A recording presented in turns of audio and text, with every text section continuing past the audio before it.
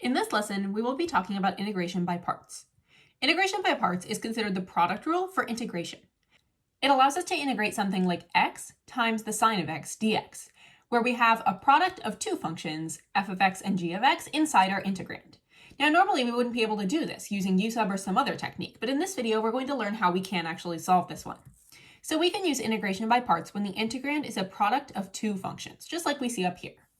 Now, the rule for integration by parts is that the integral of u dv, u would be our first function, dv would be our second function, is equal to uv minus the integral of v du. This looks really complicated right now, but we're going to go over several examples. First, I want to take a look at where this rule actually comes from. This right here is our product rule for derivatives. I do have a separate video on the product rule if that's something that you want to review. The product rule states that when we take the derivative of f of x times g of x, or two functions being multiplied together, we get the first function times the derivative of the second function, plus the second function times the derivative of the first. To start getting this rule into this, first I'm going to integrate the entire thing. If I were to integrate d dx of f of x g of x, the integral and the d dx cancel each other out, so I would just have f of x times g of x, or f of x g of x. Now, if I integrate f of x times g prime of x, that's going to be the integral of f of x, g prime of x, dx. If I integrate g of x, f prime of x, then we'll say plus the integral of g of x, f prime of x, dx. Now, at this point, I'm noticing that we have u's and v's in this rule up here, but we have f's and g's down here. Right now, I'm going to say let u be equal to f of x and let v be equal to g of x. That's going to make our work a little bit simpler here. Now, notice that we also have things like g prime of x dx, and we have du's and dv's up here. So how can we transition between dv and g prime of x? Well, let's take the derivative of this equation. If we take the derivative of u, that's du dx is equal to, and then derivative of f of x is equal to f prime of x. If we're trying to isolate du, that means that du is equal to f prime of x dx. Then we can do the same thing with this v equals g of x. dv dx is equal to g prime of x. Move the dx to the other side, and we get that dv is equal to g prime of x dx. Now we're going to swap these f's and g's out with u's and v's. If we first have f of x, g of x, that's really u times v. So I'm going to rewrite that as uv. We have uv is equal to the integral of, and then we have f of x times g prime of x dx. F of x is going to be u, so we have u, and then g prime of x dx, well, we know that g prime of x dx is equal to dv. So that's really the integral of u dv. Then we do the second one. First, we have the integral of g of x. G of x is really v. And then f prime of x dx, we know that that's du. So that's really plus the integral of v du.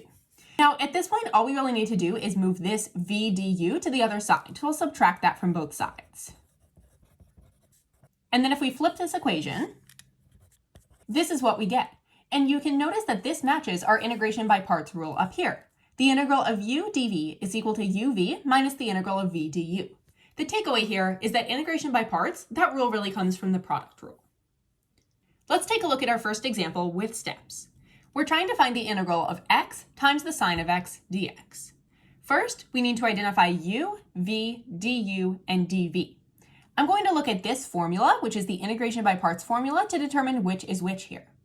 Notice that they plugged in x in place of the u. So down here, I'm going to write that u is equal to x. Now, I also need to identify du, so I can get that from this. So if I take the derivative of u, that's going to be du dx is equal to derivative of x is equal to 1. So we know that du is equal to dx. So right now we have u and du identified. Now let's identify v and dv.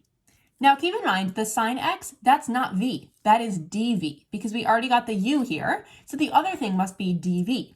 If we know that dv is equal to the sine of x dx, because we're going to include that dx right there, how can we find regular v?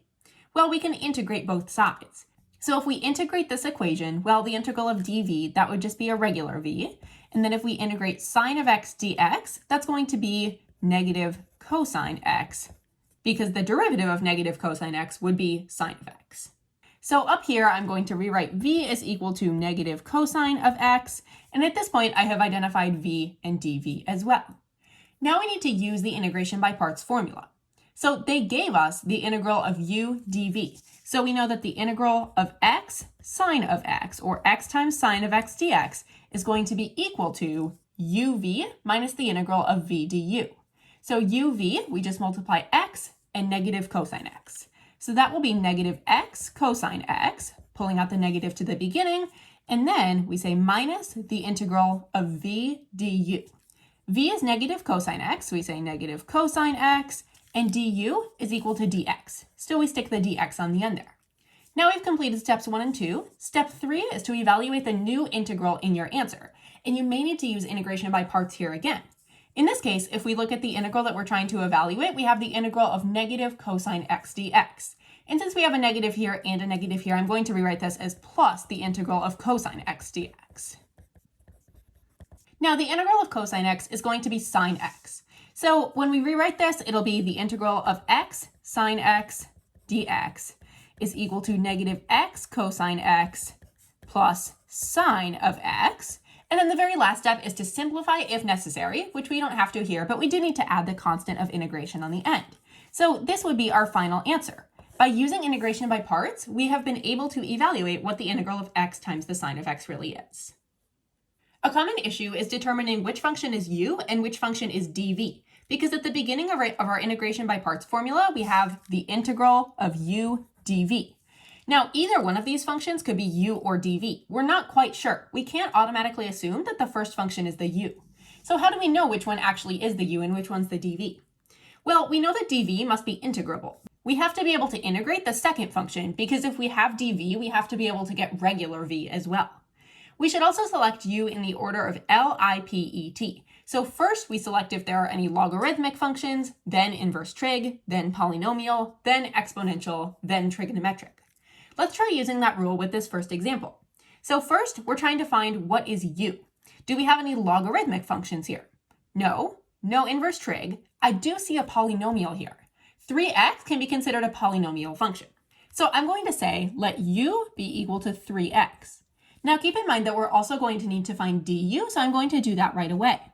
I'm just taking the derivative of both sides here. Du dx is equal to 3, therefore du is equal to 3 dx. And then if this is u, we know that the other term must be dv. So dv will be e to the 4x dx. dv equals e to the 4x dx. How do we get regular v out from that? Well, we're going to have to integrate both sides. So if we stick an integral on the beginning here, the problem here is that we have another function inside this function, so we're going to have to use u substitution.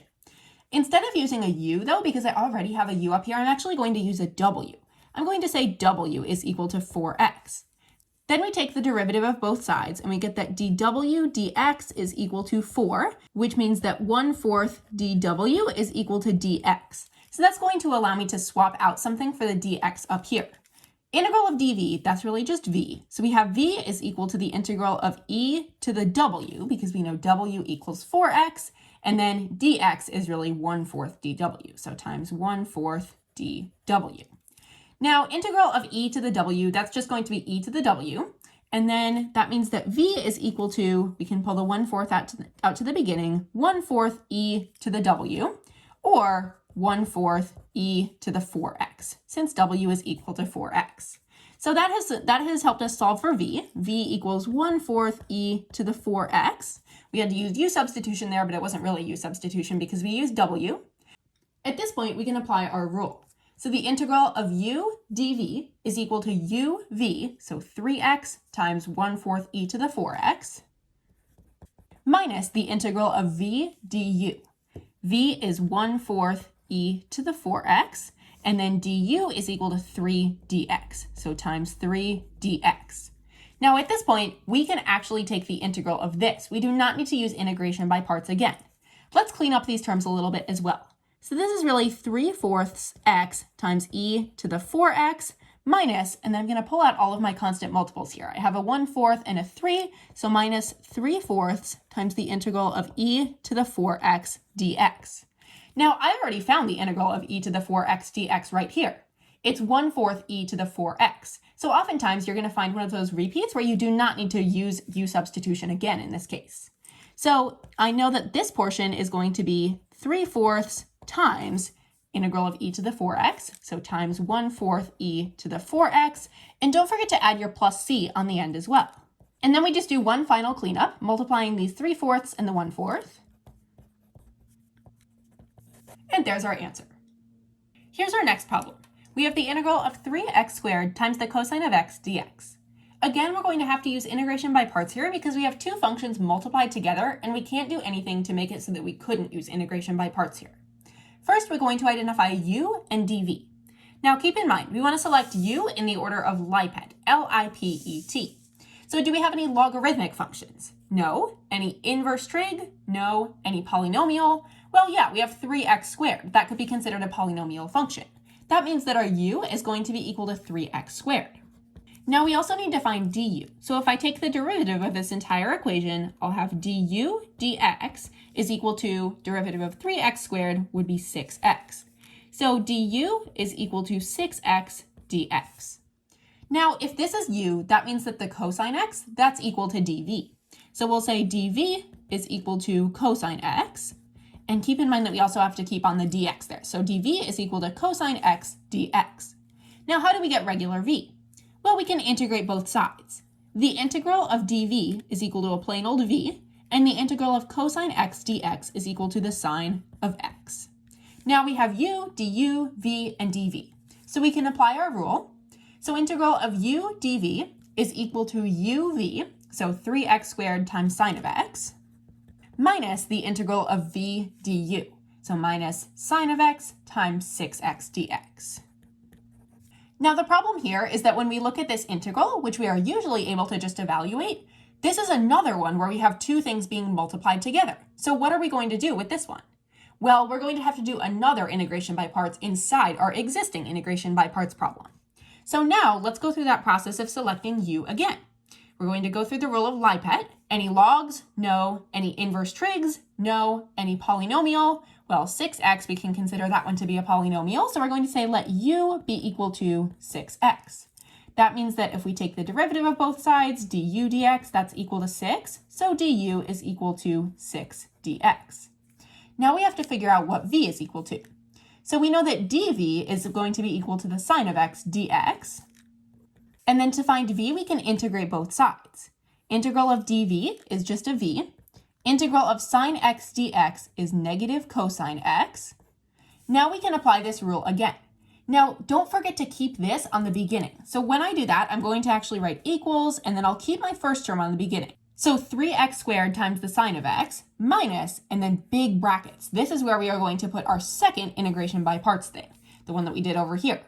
So now we take uv, so 6x times negative cosine x, minus the integral of v du. So negative cosine x, du is 6 dx, so times 6 dx. And this we are going to be able to integrate successfully because we can pull out that 6 as a constant multiple. Before I actually integrate, I want to do a little bit more cleaning up here.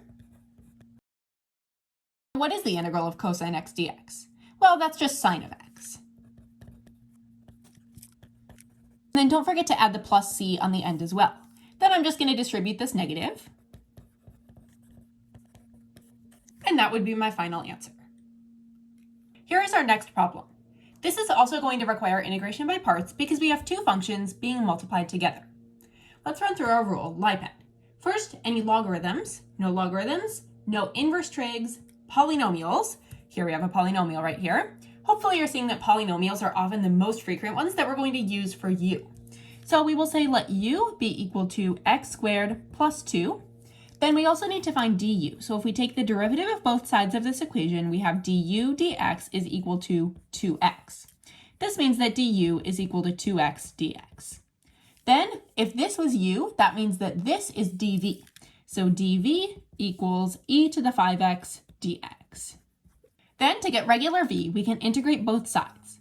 The problem here is that we have a function, 5x, stuck inside the function e to the x. Normally, we would use u substitution, but in this case, I'm going to use a different letter so that I don't get my u over here confused with the u equals 5x. Let's use w.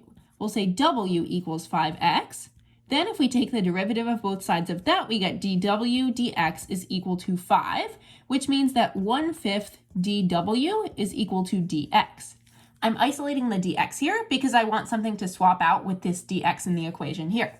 So we have v, which is the integral of dv, is equal to the integral of e to the w, or e to the 5x, times dx, or 1/5 dw, times 1/5 dw. That means that v is really equal to 1/5 times the integral of e to the w dw. Now, integral of e to the w dw, that's just e to the w. So we have 1/5 e to the w, which is 1/5 e to the 5x. So now we have our v. Let's rewrite this using our rule. Integral of u dv equals uv. So we have u, which is x squared plus 2, times v, 1/5 e to the 5x, minus the integral of v du. v is 1/5 e to the 5x. du is 2x dx, so times 2x dx. So hopefully you're seeing, again, this is going to be one where we're going to have to use integration by parts a second time, because within this little integral, we have two functions being multiplied together. First, I'm just going to do a little cleanup, like pulling out a constant multiple, and then I will do integration by parts again. I'm going to combine the 1/5 and the 2 into 2/5, and I'll have 2/5 that sits on the outside times the integral of e to the 5x times x dx. Now, which one is our u and which one is our dv right here? Logarithms? No. Inverse trigs? No. Polynomials? Well, this x could be considered a polynomial. So for our second round of integration by parts, we're going to say let u be equal to x. Now, this means that du is equal to dx. And this means that dv is equal to e to the 5x dx. Now, we've had this before. Right over here, we had dv equals e to the 5x dx. And we found what v was actually equal to. So I'm just going to bring that over from that first integration by parts. V is equal to 1/5 e to the 5x. So now we can do integration by parts again. And again, we want to be really, really careful that we don't forget about this first term. And then inside these big brackets, this is where I'm going to do my second integration by parts. So first I have integral of u dv is equal to uv, so x times 1/5 e to the 5x, minus the integral of v du. du is equal to dx. And then I can clean this up a bit. Now, when I try to evaluate the integral of e to the 5x dx, again, that's that same thing that I was doing in this integration by parts problem and in this one. I know already that the integral of e to the 5x dx is going to be 1/5 e to the 5x. And don't forget to add the plus c, the constant of integration, on the end. Then we'll do one final cleanup, just distributing this 2/5 and making sure that everything is as simplified as it can be.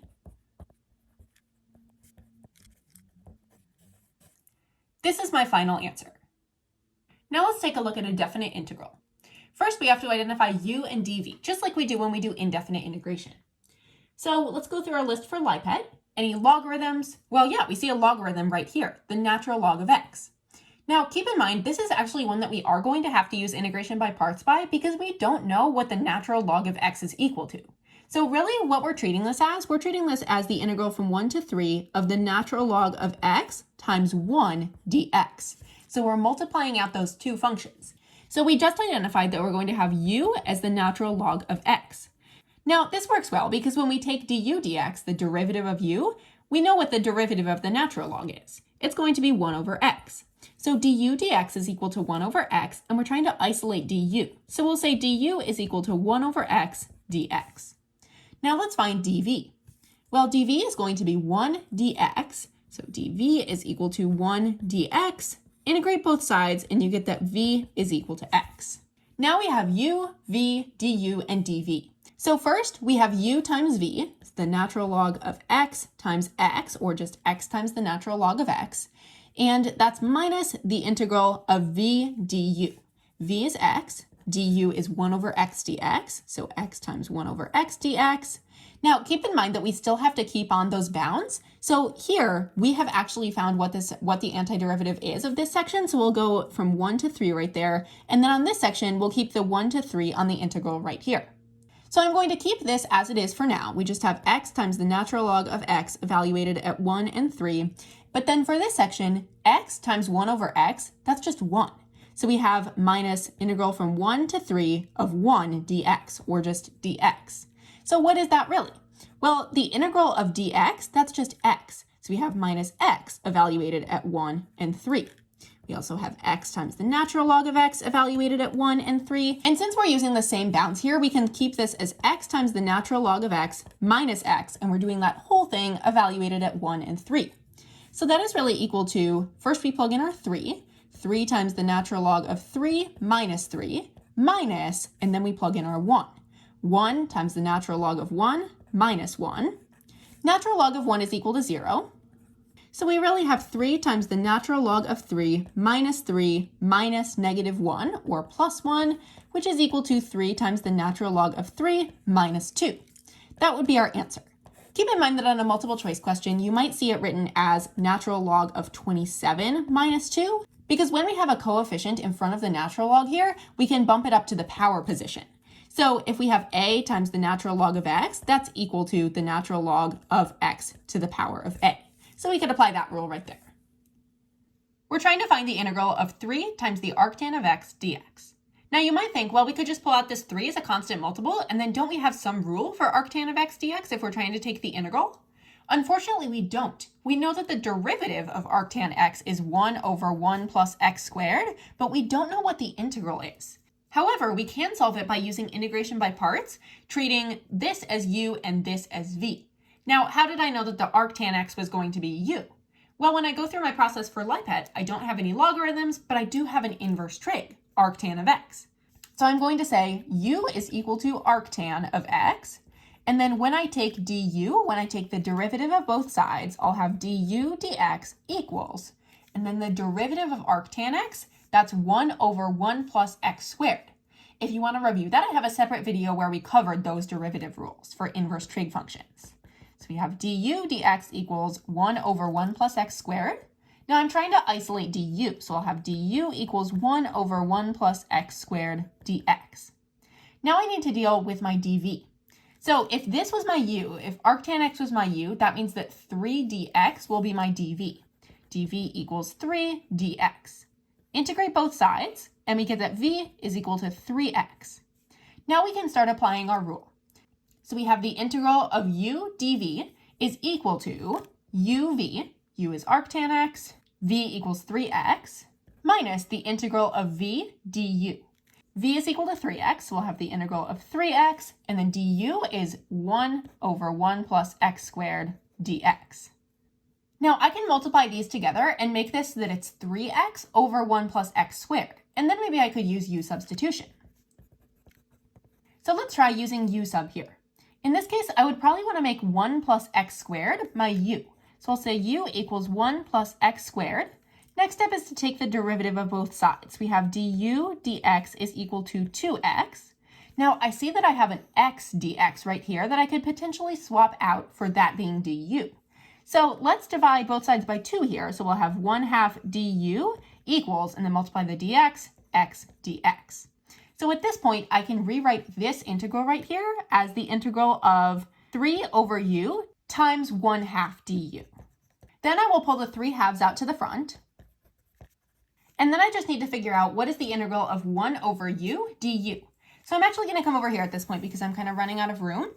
The 3x arctan x stays the exact same, and the integral of 1 over u du is the natural log of the absolute value of u. And don't forget to add the plus c, or the constant of integration, on the end. Very last step is to plug back in my u. U is equal to 1 plus x squared. It looks like they've written it as x squared plus 1, so that's how I will do it too. So that's equal to 3x arctan of x minus 3/2 times the natural log of the absolute value of x squared plus 1 plus c. It looks like that almost matches answer choice A, but the problem is that they do not have the absolute value bars on there. Let's think about why that might be. Absolute value means that everything inside there is going to be positive. But if we have x squared plus 1, if we're squaring a number and then adding 1, no matter what that number is, our value will already be positive. So those absolute value bars are really just not necessary in that case. Therefore, choice A is the correct answer. Which of the following is equivalent to the integral of 4x times e to the power of x over 3 dx? This definitely looks like an integration by parts problem because we have these two functions being multiplied together. Let's figure out what is u and what is v. Go through the acronym LIPET to determine what's your u. Logarithms, no. Inverse trig, no. Polynomial, yes, we have that 4x. So we'll say let u be equal to 4x. Now when we take the derivative, we get that du dx is equal to 4, and that means that du is equal to 4 dx. Then we have to come up with our dv, because we have integral of u dv. dv will be this right here. dv is equal to e to the power of x over 3 dx. Then to find v, we can integrate both sides. Integral of dv, that's just a regular v, but then the problem is that we have this x over 3 up here. So if we think about that as being really e to the power of 1/3 x, then we can use u substitution and say let u equals 1/3 x. However, I don't want to use u because I've already used that over here, so I'm going to say let w equal 1/3 x. That means that dw dx, when we take the derivative of both sides, that's equal to 1/3. Therefore, 3dw is equal to dx. So when I rewrite this integral, well, I know that the integral of dv, that's just a v, and then we have the integral of e to the w, e to the 1/3 x, times dx. We know that dx is equal to 3dw, so times 3dw. So v is equal to 3 times the integral of e to the w dw. That means that v is really equal to 3 times e to the w, since e to the w is the integral of e to the w. And then what is w really? Well, it's 1/3 x, so v equals 3e to the 1/3 x. Now let's keep going with this process, because now we have u, du, v, and dv. So this entire thing, that's going to be equal to uv, so 4x times 3e to the 1/3 x, minus the integral of v du. So minus the integral of 3e to the power of x over 3. du is really 4 dx times 4 dx. Then I'm going to do a little bit of cleanup here. Now look at these answers. These are not all the way simplified. They don't make us go that final step and figure out what the integral of e to the x over 3 is, even though we already did it over here. So this, at this point, should match one of our answers. It looks like it matches answer choice C. We have 12x e to the power of x over 3 minus 12 times the integral of e to the x over 3 dx. Let f be a differentiable function such that the integral of f of x times e to the x dx equals f of x e to the x minus the integral of e to the x rad x dx. Which of the following could be f of x? Now, if you see this problem, you might have no clue that this is even asking for integration by parts because it looks really, really complicated. The thing that would indicate to me that this is going to be an integration by parts problem is this. So we see that in our integrand, we have f of x times e to the x dx. Now, in this case, we're not going to be able to use that rule for LIPET to determine which function should be u and which one should be dv, because we see that f of x, we don't know what that function is. Could be logarithmic, could be inverse trig. So we're not quite sure yet.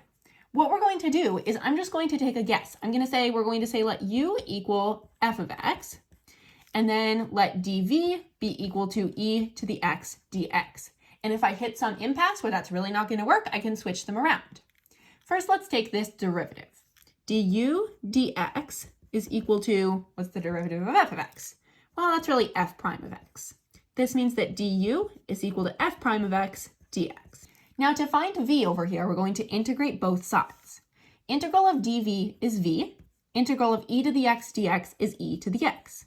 So now let's just say I had this original thing and I was trying to come up with what would that be equal to? Well, we would say integral of u dv is equal to uv, so f of x times e to the x. And it looks like this is matching so far. F of x times e to the x minus the integral of v du. So minus the integral of e to the x, because that's v, and then du is equal to f prime of x dx. Well, take a look at this. At this point, this almost exactly matches what we have up here. We have f of x times e to the x minus the integral of e to the x, f prime of x dx. So the only thing that's different is that rad x has been replaced with f prime of x. That means that we know that f prime of x is going to be equal to rad x. To make this a little bit simpler, I'm going to write it with a fractional exponent. We're going to say f prime of x is equal to x to the 1/2. If we have f prime of x and we're trying to find what original f of x is, we can integrate both sides. So we can say that f of x is really equal to the integral of x to the 1/2 dx. Now at this point, we would just need to use our power rule. So integral of x to the 1/2 dx is equal to x to the power of 3/2 if we add 1 divided by 3/2. And that's really going to be 2/3 x to the power of 3/2. So 2/3 rad x cubed. That matches answer choice D, because it was asking us which of the following could be f of x. So we know that f of x is equal to 2/3 rad x cubed. In our last problem, we'll be looking at some tabular representations. Part A says if the integral from 1 to 10 of f of x dx equals 8, find the value of the integral from 1 to 10 of x f prime of x dx. The thing that I'm going to start with is this, because this, I know that I can use integration by parts. So we know that the integral from 1 to 10 of x f prime of x dx is going to be equal to something. And we have to figure out what is that something really. This will come into play later in just a moment. First, let's figure out what is u and what is v. Right now, I'm just going to say u is equal to x because that seems like it's going to be the most convenient for now. And we see that x is a polynomial. If we take the derivative of both sides here, we get that du is equal to dx. And then the other thing in here, this must be u dv. So dv must be equal to f prime of x dx. Integrate both sides there, and you get that v is equal to a regular f of x. Now, this means that we can start evaluating it using integration by parts. So integral of u dv is equal to uv, so x times f of x, minus the integral of v du, minus the integral of f of x dx. Now keep in mind that this is actually a definite integral. So we need to keep these bounds on here. And once we found part of our antiderivative, we need to evaluate that at 1 and 10. Now, integral from 1 to 10 of f of x dx, that looks familiar. That's what they gave us up here. They said the integral from 1 to 10 of f of x dx is equal to 8. So this is really x f of x evaluated at 1 and 10 minus 8, just swapping out this with our 8. Now at this point, we have to figure out what is this portion. So we can plug in 10 and then subtract plugging in 1. So that would really be 10 times f of 10 minus 1 times f of 1 minus 8. Then we can use our nice table up here to figure out what those values actually are. So 10 times f of 10, well, f of 10, it looks like that's going to be 2. So we have 10 times 2 minus 1 times f of 1. F of 1 is going to be 6. And then we have minus 8. So this is really 20 minus 6 minus 8, which is 6. Let's take a look at part B now. Part B says if the integral from -2 to 4 of f prime of x g of x dx equals 2. Now, what does that really mean? Well, that means we have our first function times our second function, dx. So this is probably going to be another integration by parts problem. Find the value of the integral from -2 to 4 of f of x g prime of x dx. Now, this right here, this portion, this is screaming at me that this should be u dv, because this is a derivative portion and this is a regular function. So I'm going to say let u be equal to f of x and let dv be equal to g prime of x dx. Now, if I integrate both sides in this one, I'll be able to get what a regular v is. V is equal to integral of g prime of x dx would be a regular g of x. Then when we say u is equal to f of x and we take the derivative of both sides, that gets us that du dx is equal to f prime of x, meaning that du is equal to f prime of x dx. So this thing right here, this is really equal to uv, so f of x g of x, minus the integral of v du, so minus the integral of g of x times du, f prime of x dx. And don't forget the bounds here. We have from -2 to 4, so we're going from -2 to 4 right here. And since this is a portion of our simplified antiderivative, we're going to be evaluating this at -2 and +4. Now again, we see that they have already given us this chunk right here. They gave us that the integral from -2 to 4 of g of x f prime of x dx was equal to 2. So this is really just equal to f of x times g of x, evaluated at -2 and 4, minus 2. Now let's figure out what this portion is. We can use the fundamental theorem of calculus, plug in 4, and then subtract plugging in 2. So we will have f of 4, g of 4, minus f of -2, g of -2, all minus our 2 at the end. Then we can just use the table. F of 4 times g of 4, that would be 3 times 2. F of -2 times g of -2, that would be -5 times 3. And then we just subtract 2. That would be 19.